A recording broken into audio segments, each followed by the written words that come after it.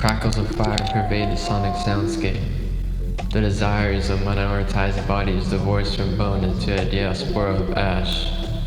The sight of premature death in the burning light of a still smoldering colonial reality. Emerging from dystopia, a reclamation of the dark. The preconceived sanctuary for abnormal creatures of the night becomes a concealed space for coalescence and consolidation.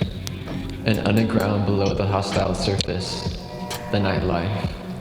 Scouring for inexpensive, cute clothes as stitch dismemberment, we use outfits that transfigure cloth for the reimagination of visibility, a corporeal extension to the living act of resistance.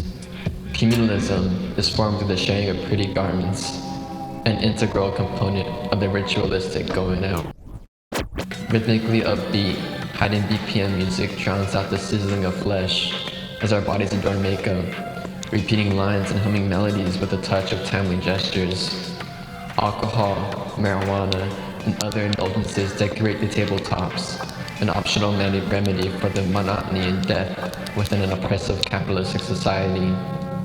While before the sun sets begins the exodus, where modes of transportation exist on level ground, whether by streetcar or train, it is by any means for which circumstances permit. And whether a destination is reached, the exodus is nevertheless a celebration of life, the freedom of expression, the room for us to develop. For in spite of rampant colorism, racially motivated closure or rejection, and targeted brutality, it is about the survival and remembrance of those within the fire. And whether it is choreographed dances, deliberate appearances, chatting, physical connection, art, all of which the nightlife embodies, there will always be other avenues down the street of the exodus. Online discussion boards, dating apps, festivals, functions, and everything the queer imagining can think of. This is especially true for those who find themselves stumbling at the crossroads of ethnic and sexual minoritization. Queer Latinas are one instance. In the United States, we exist between the borders of homonegative traditions and a white, heteronormative society, where the blood of colonialism persists in its veins, through burning upon industrial, religious, and kitchen flame alike. If the cheek is turned, the hatred of the hand may be internalized. If avoided, the head might be separated from the body, isolated and detached from the roots below them. But although it is within those nightlife spaces where we can breathe, move, and grow, it is still our flame that is often quelled, because only one flame can exist. However, there are angles we have yet to acknowledge.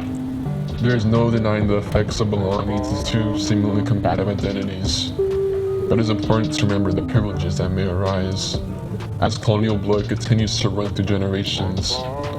Queer migrants are constantly endangered, criminalized, and disenfranchised because of their status. The queer children of migrants confront histories of patriarchal values in a society they might have to navigate alone. And although all is not the same, because our waters remain stagnant, do those who come after realize where they are positioned, and will they do something about it? Will it be empathy, denial, rejection, or only concern for one's continued toil?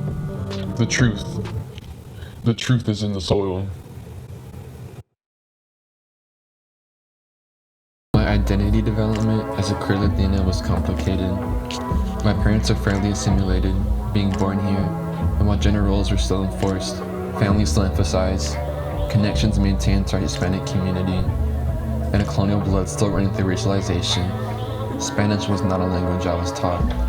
Catholicism eventually took a backseat. Cultural attachments were apparent.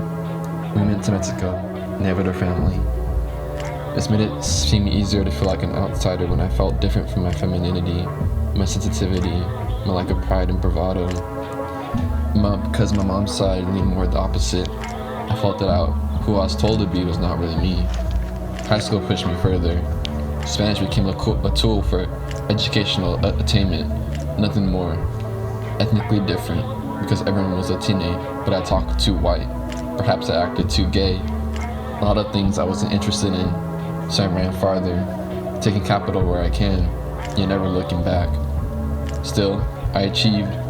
I started researching, finding an interest in mental health I was struggling with my own. Our demographics remained Latina. I met a lot of people, and that's when I came to realize I wasn't so different. I became passionate about it. I found obligation to help others because I wrote on scholarships to college prep schools, so I gave myself to others by tutoring and sharing my knowledge. This manifests in my relationships, but I still had a lot to realize. After high school, I grew into my queer identity. I expressed myself through fashion and coated nails, developing homoerotic and non-heteronormative interests through the internet. Although I could not yet reconcile my two identities, the disconnect was still alive, and my mental health crumbled. I arrived at my PWI in January 2021. It was snowy, but that was not the only white. I realized how little I appreciated my Hispanic community.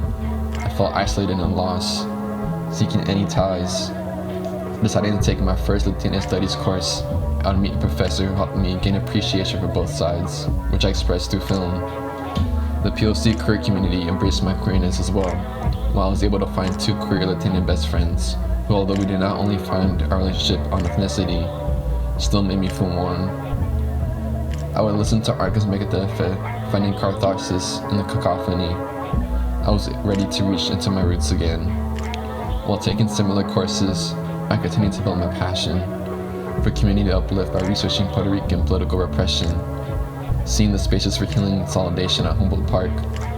I wanted to use my position in the PWI. Then summer of 22 arrived. I felt like I needed to connect, but there were barriers. My Spanish, for one, I was ashamed of myself, feeling that any research I did was disingenuous and invalid. I was still growing, spending time with other Chicanos, which also felt warm, but my shame grew faster. Then my abuelita passed. I never had a full conversation with her. I wouldn't forgive myself. Weeks passed and I felt like I was deteriorating. But after talks with my parents, friends, and my professor, I realized that everything I do is for her, and I will use everything I can, my positionality and privilege, to honor her life of migration. This would include the queer Latina community and the greater community in general.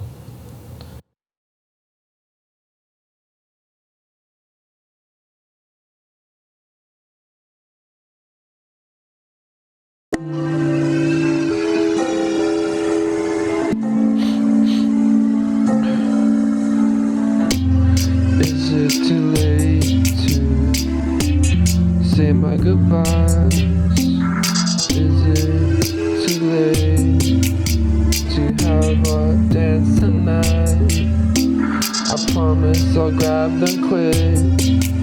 My shoes covered in shit. A cute dress, had to repress. Always knew, yeah, always knew less. Always awake, never knew rest. Could never breathe, but let me say this, one in one breath. If I touch up off this balcony tonight, let me hang, let me hang. Let me hang, let me hang. Let me hang, let me hang. Birds by my window, sing softly. Wonder what they sing, wonder what they sing. Let me hang, let me hang. Let me hang, let me hang. Feel a little off in the brain. Feel a little tall in the rain. Little soft, but you keep me sane. Little soft, but you keep me sane. Can we hang?